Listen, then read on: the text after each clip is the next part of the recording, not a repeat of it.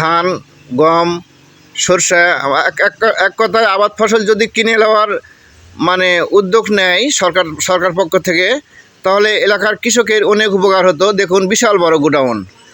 সম্মানিত বন্ধুরা, এখানে যে ঘরটি আপনারা দেখতে পাচ্ছেন, এই ঘরটি মূলত একসময় গোডাউন ছিল, খুব জাঁকজমকপূর্ণ একটি ঘর ছিল।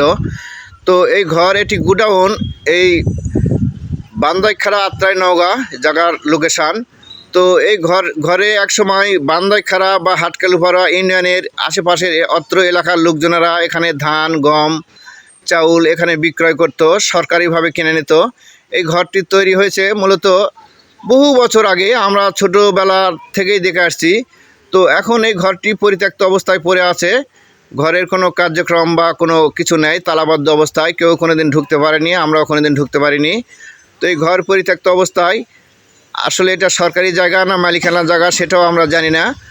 তো এই ঘরটি যদি সরকার আবার সংস্কার করে, এলাকাতে গোডাউন তৈরি করে ধান, গম, সরষা এক কথায় আবাদ ফসল যদি কিনে নেওয়ার উদ্যোগ নেয় সরকার পক্ষ থেকে, তাহলে এলাকার কৃষকের অনেক উপকার হতো। দেখুন, বিশাল বড় গোডাউন, ছাদের উপরে ঘাস জমে গেছে, ঘরটি ভেঙে যাচ্ছে,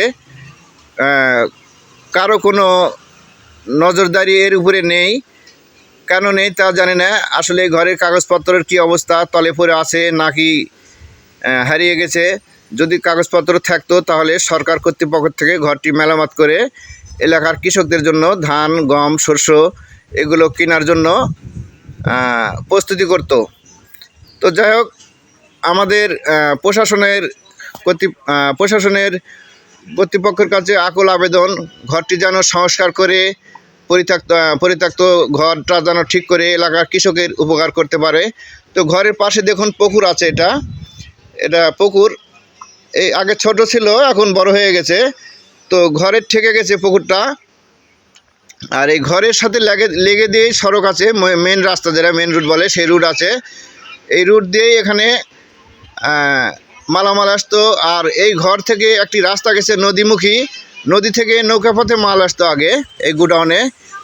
এই গোডাউনের জন্যই মূলত নদীমুখী একটি রাস্তা তৈরি হয়েছে।